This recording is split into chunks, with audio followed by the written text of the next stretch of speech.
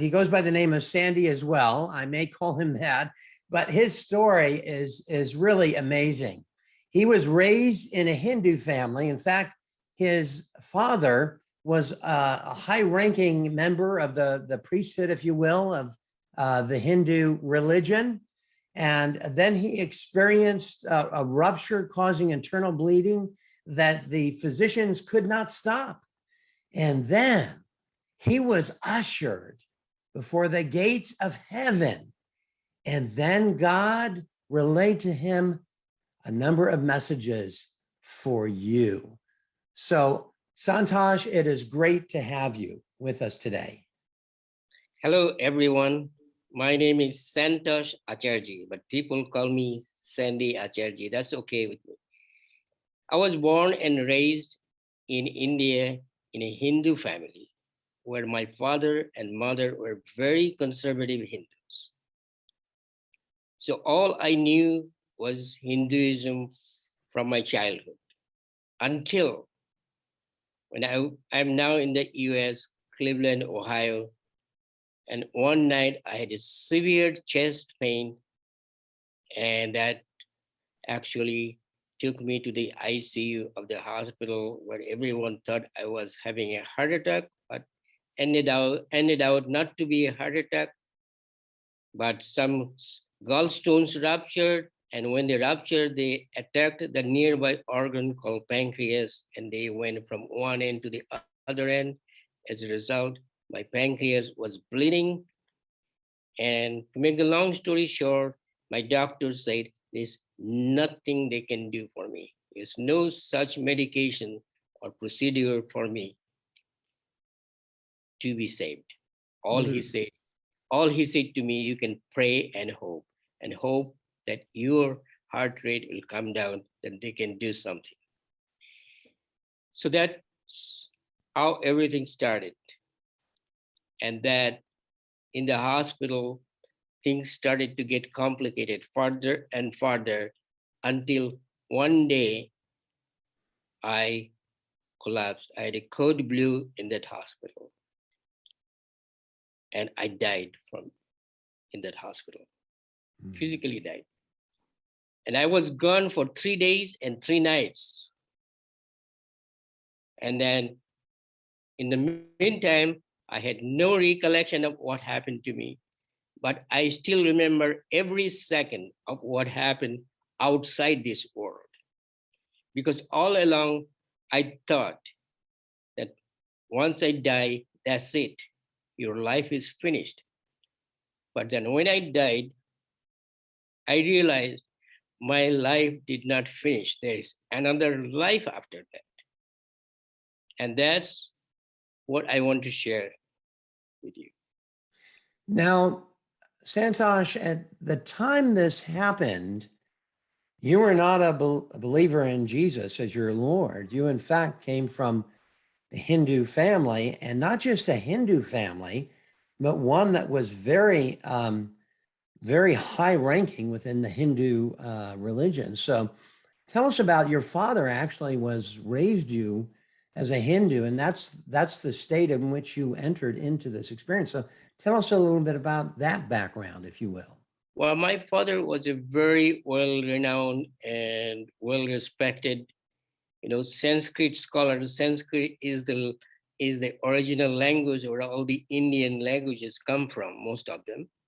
So he was a scholar in that, and not only that, he was very respected, well respected for the priestly activities that he used to do. He was a very honored person. So that's the background that I have. And my mother was a very strong conservative Hindu as well. But I took a different route. I went into the engineering field, technical field, and that took me from India to Germany for further training. And from Germany, then I immigrated to Canada, where I lived for many years. And from Canada, I was transferred to Brazil. And from Brazil, I went back to Canada. And then from Canada to US, where I got transferred. So I ended up here. But during my, working life, I traveled almost all over the world. It was a very responsible job, and God took care of me. And I got several promotions, during that time. And every time there was a promotion, there was more responsibilities. So Mm. God took care of me. I had everything in my life that I was looking for, everything I got. But then when I was in the hospital, when the doctor said they can do nothing, and I kept, first time I was thinking, what good is it? What good is it? All the money and everything I'm getting, what good is it? Now I'm in a hospital, the doctor said they cannot do anything. So all I can do is pray and hope. So what good is all these things? That's what Mm. I was thinking at the at the hospital bed. Yeah, sometimes, Santosh, we lose sight of the fact that all of those guests that we have gone through a crisis moment before entering into their heaven encounter, in some cases, a hell encounter. And I believe you have something to share with us about that as well. Um, and so you have a special message for us in terms of heaven. So, just to recount your story now, so you're in the hospital and you're bleeding internally. The doctors initially didn't know what was going on. They thought maybe you had a heart attack. Your heart was racing at over 200 beats per minute, and you were at this crisis point, and you had died. And then, what happened when life ceased for you, and you went into this other realm? Well, I was at the time I was at the ICU of this hospital, and at the moment my wife was with me. My son came to visit with me. My daughter-in-law was there. They used to live in north of the Detroit at the time, and my granddaughter was there. So I gave my final blessings to them, and then I collapsed on that bed. Mm. So when I collapsed in the bed, all my senses were gone immediately. I could not see my wife and my family. I could not speak to them. They all disappeared. And then, but the only thing was there, still there, was my hearing. I could still hear for several minutes what's going on in this room. So that tells me the hearing would be the last thing that we lose when you die in this world. Okay? That's what I think.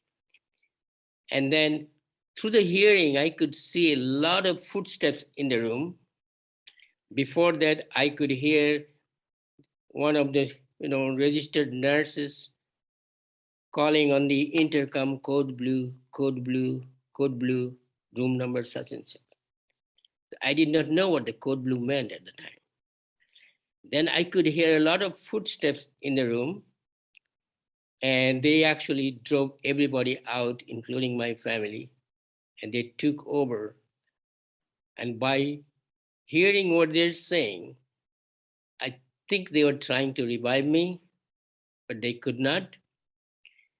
Because the very last thing that I remember is one doctor telling the other doctor, we are rapidly losing him. He is not responding at all. And the other doctor said, we just lost him. And that's the final thing I remember from this world until I came back. Mm. I came back after 3 days and 3 nights. And what they did to me, I did not know. I only heard from my doctors later on what happened. Mm. So And what they did to me is they could not revive me. So they said they induced coma in me. I don't know what that meant. And they took me to the surgery room. They put me on the ventilator first. They took me to the surgery room because one of the reasons I had code blue, my lungs got filled up with blood. There was this little malfunction of, no, not intentionally, but the medical people did something wrong, I think. As a result, my lungs got filled up with blood. When it fully, immersed with blood, I could not take any more breath. And that's how I died. In that. You were literally suffocating to death at that point, but you were at an induced coma. Yeah, And during that period of time, now am I correct in understanding that after you had a release, well, let me ask this question. Did you see yourself? Were you pulled by something? Were you in a place? What was the place you found yourself immediately after you were released from your body? okay. At that moment, I felt that everything is dead, dark. I couldn't see anything for I don't know how long it was. Everything, but then all of a sudden I realized my physical death did not finish me. I'm still alive. Only thing, my body is not there, but everything my body could do, I could still do. I could still think. I could still analyze. I could I could do everything my body did, but my physical body was not there. So that really brought this question that my life was not over with my physical death. There's another life after that. At that moment, when I was thinking, I saw a bright light appeared before me. And that light was so bright. And when it was coming near me, I knew that light has superior authority. I have to obey that light. Nobody had to tell me. And then when the light came near me, I could see my dead body on the hospital bed. I just came out. The light took over me. It's like more or less like engulfed me with its radiance. And the light was so bright, I could not see anything. Everything else disappeared except the light that was in front of me. The light took me. I call this light a divine light because it was taking me someplace. But wherever it's taking me, I knew it meant good for me. So during the transition, I fell in love with the divine light, okay? Because its purpose was to protect me from any harm or any wrongdoing. Together, we traveled for quite some time. And during this transition, all I could feel once in a while that we're going through some dark tunnels. And then at the end of the journey, the light stopped. When the light stopped, I had to stop. Then when I looked in front of me, I saw the light was actually shining on top of a huge compound. That compound was so beautiful, marvelous, and I could see everything even better than what I can see normally in this world. Because once we are out there, our vision is unlimited. What I mean by that, I could see from one end to the other end without any obstruction in between. I could see everything what's going on the other side. And I could also zoom in like a powerful camera can do. But in this life, we cannot do that. Okay? And then once the light stopped on that beautiful compound, and as soon as I saw that compound, I see there's many, many mansions in it. Beautiful. It's all surrounded by high walls. Okay? And then I counted there were 12 gates all around. And that none of the gates were open for me. I desperately wanted to go inside, but I could not go inside. I was just outside of the gate. And then I also saw many, many angels there, many. And those angels, they were actually, their mission is to protect the territory of this beautiful compound. And when I saw the angels, then I realized I'm looking at the kingdom of heaven. And I desperately wanted to get inside.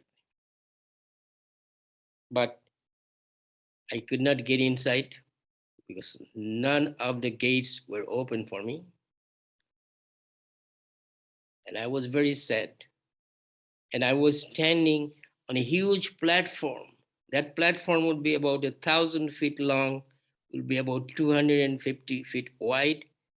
And I was on the extreme left end of this platform.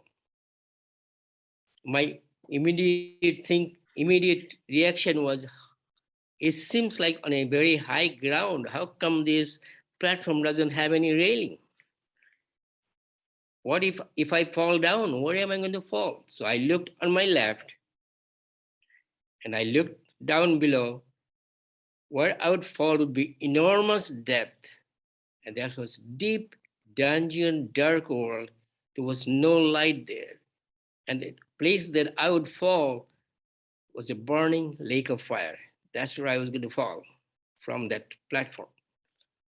And that made me very sad because I desperately wanted to go in front into that compound, but I can't because all gates are closed. Only option I have is to dive down on my left into the deep dungeon dark world. And that wall down there is all abyss.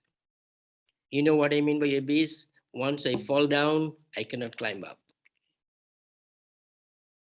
That will be the end of it. And I was there. I want to go forward, but I can't. I cannot go back where I came from because that's a no-no. Once we leave this world, we got a one-way ticket with no return. Only option I have is to fall on my left. At that moment, I was very sad and I sincerely wished I had an alternative. At that moment, I was looking on that platform.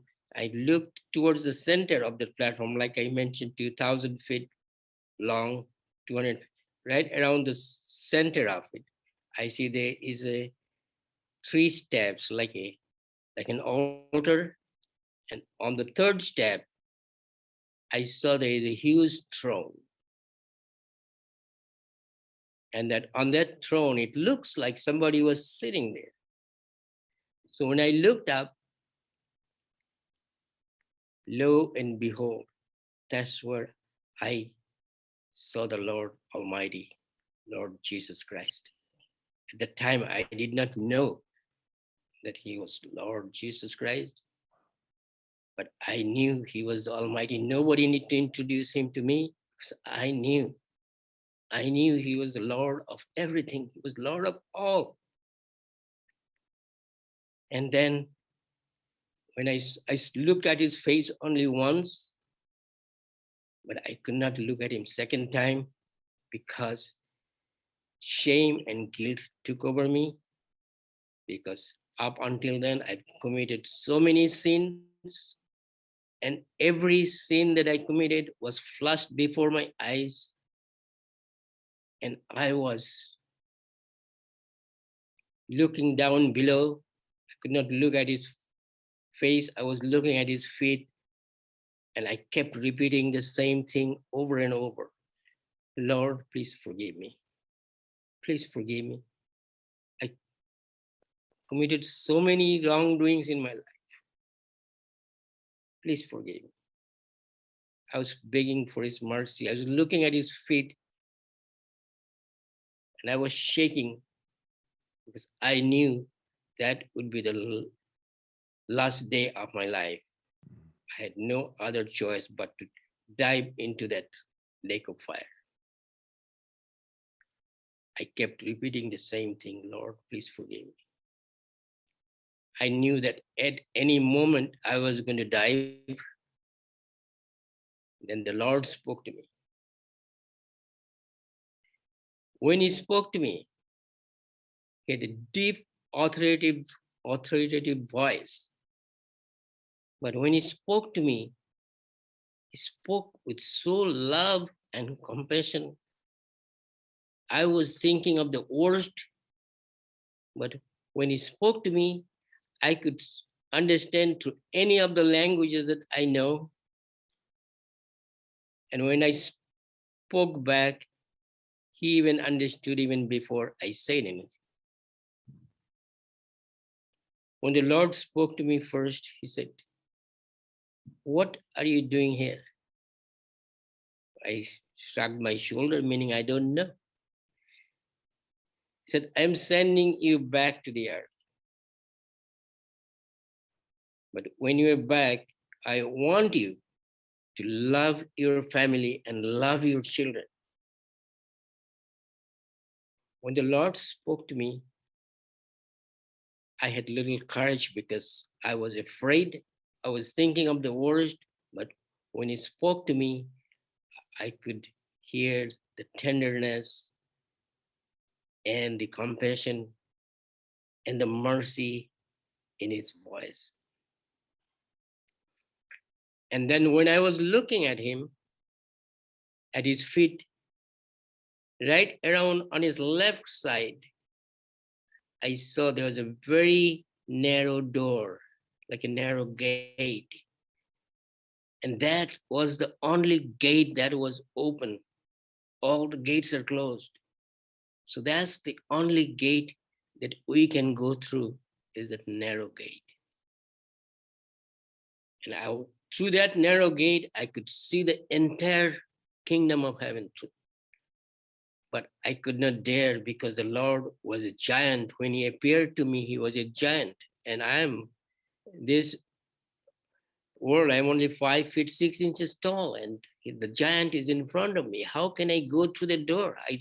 I felt like running through the door, but I could not dare. I can only go through the door only if he lets me in. Otherwise, it's impossible. So when the Lord spoke to me, sending me back to the earth, I thought that is going to happen any moment. So I got some courage. I asked the Lord, I said, "Lord, please tell me when I go back, please tell me which church I need to join, which temple, which mosque, which synagogue, or any other place, because that's all I knew. Okay, where do you want me to go?" Lord did not respond. And then I kept pleading. I said, "Lord, please tell me where I should join, because when I go back, I'm going to be committing the same things over and over. But next time when you see me, I want to go through this narrow door here." Finally, after repeated pleadings, he responded. He said, "I was asking for church and temple and mosque and synagogue or any other religious places." He said to me, "Those things are not important to me." I was shocked. All along, I thought you have to be a religious person to enter into the kingdom of heaven. But he said, "No, I want to see, I want an honest relationship. I want to see how true, how sincere, how honest you are with me, not just once a week, every day, 365 days a year. How honest are you with me?" That's the relationship I'm looking. I seriously did not understand what he meant. And then I said, "Lord, I'm a simple human being. Please tell me what I need to do, so when you see me next time, I can walk through this door." And then he gave me some instructions. "Please give me some instruction." He gave me one directive, like 1 directive and 5 instructions. First directive was love your family and love your children. That's mandatory. You must love your family and love your children. And the first instruction is always tell the truth. Now, always tell the truth has 2 meanings for me. First is don't lie. Secondly, is tell the truth, like what's happening here, like what you are witnessing in front, what you're witnessing on your left. Share the truth. Share the truth with anyone. Okay. So I got the first instruction. And the second instruction was the wages of sin is death. From this day on forward, commit no more sins. I got that. Third instruction, he said, surrender yourself completely. I should underline the complete unto me in your daily life. Let me be the driver in your life.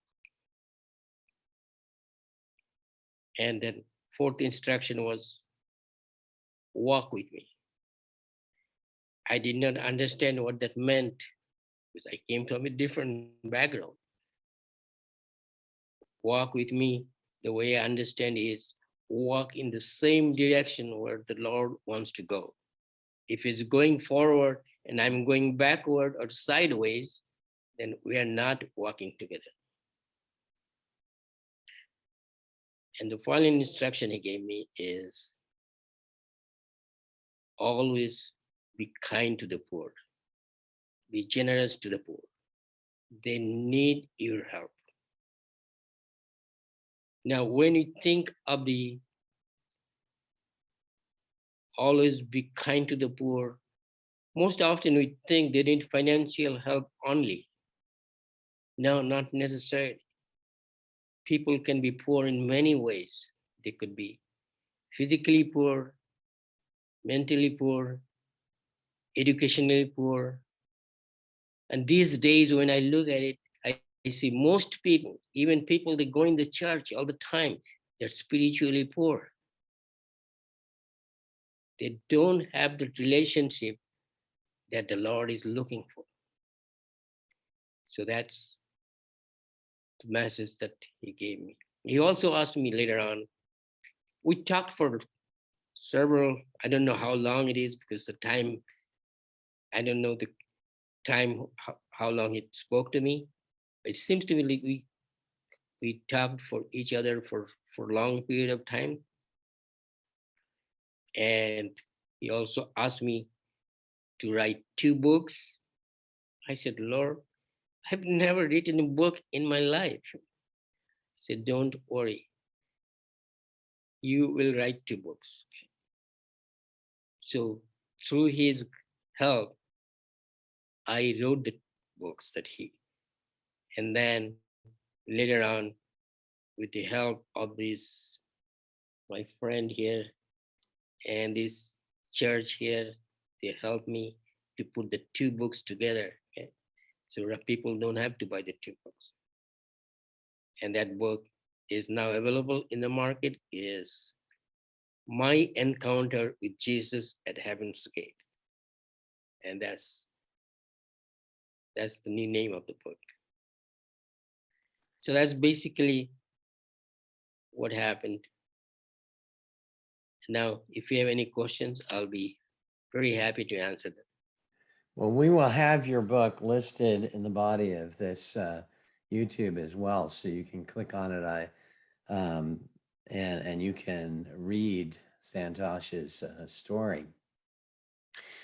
I've gone to focus, Santosh. I'm just mesmerized by your story. Just absolutely uplifting, because God had told you, was it four things? I was counting them. 4 things, I believe. 5 things. 5 things, sorry, that he was telling you that you needed to do. But I can't get beyond the fact that you are standing before him and Jesus Christ was not a part of any of your pre-beliefs. That is what you Never. thought of. So how did he reveal himself as the Lord Jesus, the Son of God? How did you know that this was Jesus? I did not know. Even from the beginning, I did not know that. I knew it was God himself. But I did not know that I met Jesus because it was bothering me, even though when I went back to work, I got additional responsibilities. They sent me from my first assignment was in China, where I had to go very frequently. And once the China project was finished, then my next project was in India. So I was busy with the work for a while, but it was really bothering me what actually I witnessed, because all the things that I witnessed there is no such thing in our Hindu scriptures. Okay? I was familiar with some of the Hindu scriptures, but I did not know. I was wondering why I did not encounter the Hindu gods and the goddesses and all these things that we know.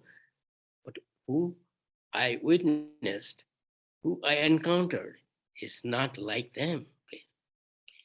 And then finally, after my projects got finished and the 2 assignments that he gave me is to write 2 books, when they're completed, and when I was writing them, I was writing on the computer and as if somebody was writing through me, because I had no clue what I was writing. I was not a writer. And then I was still bothering me. What did I witness? And then my daughter, she was invited to come to the church. This is a great church in Middleburg Heights, Ohio.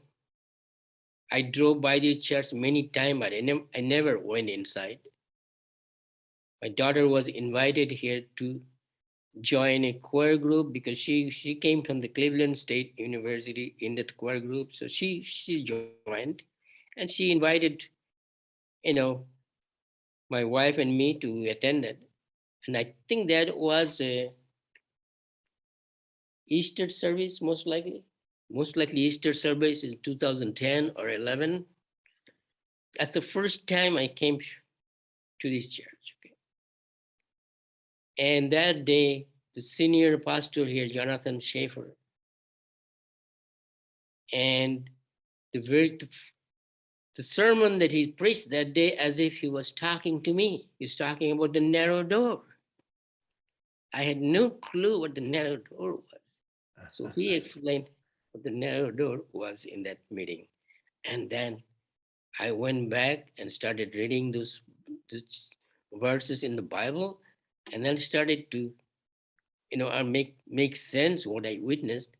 And then I started to come here every week, and every week I took notes, and I started to get into the Bible more and more. Then I knew what I was looking at. That was none other than Jesus Christ. Oh my. Jesus Christ is the one that we can meet in the human form of God. The real God, you probably won't meet him until we go inside the heaven. But that we cannot see with our human body because we do not have pure hearts. If we have pure hearts, then only we can see the real God. Otherwise, we can't. Mm.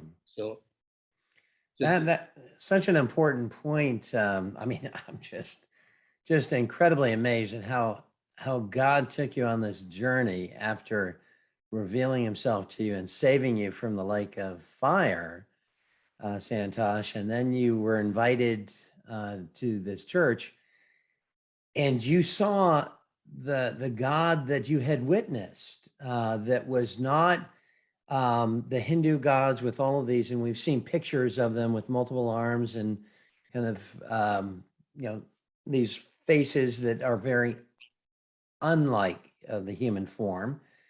And you saw then finally, and you saw the narrow gate. And of course, that's within the Bible. That those are entering into heaven, enter through the narrow gate. So you were correlating, that is, you were taking all of these things that you were learning in the Bible, and you were ascribing those, that is, you were associating those with the God of Jesus Christ. That's incredible. That's incredible. What? Sorry. Please. No, please go ahead. All I can say that God is so merciful, so gracious, and He's desperately wants anyone from any religion, any culture to come to Him and ask Him to forgive him or her. And He's waiting for us. Yes. But without His mercy, without His blessings, we can do nothing. We can have nothing. Nothing I know, because everything I had, none of those things went with me. Nothing. When I left this world, nothing went with me. Not my family, not my money, anything, not my job, nothing. And that's going to happen to each and every one of us. So we still have time, that we can come to the Lord, ask for His forgiveness, ask for His mercy. Yes. And everyone will get it. Everyone. Absolutely. Santosh, I've got to ask you a question. Going back to your experience where you are on this platform, and you told us the exact dimensions of the platform, which is in and of itself amazing. But you are seeing below the lake of fire, and you're seeing in the distance this huge figure you knew to be God, this authoritative figure. And you were seeing these gates, one of which entered into the space in which God resided.